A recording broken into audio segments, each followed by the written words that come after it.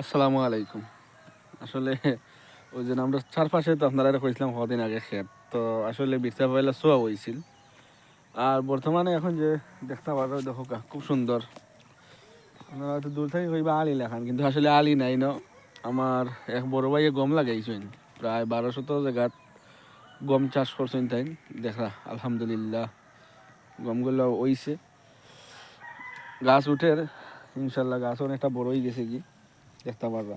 ওই তো কেন লাগাইছেন আলু আলু গাছ বুলাগঞ্জি আলু আবার ইনো আছে আপনার ফরাস আবার ও সামনে লাগাইছেন নালি পাতা যা রোজা মাছও খাওয়া যাইব। তো আসলে ওই লগি অবসর সময় রে খামা লাগানি বালা।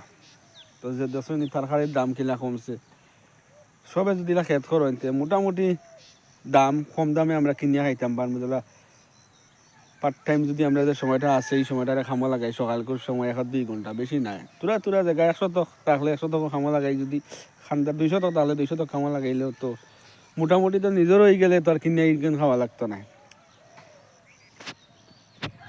আর এই পর্যন্ত সব ভালো থাকুক।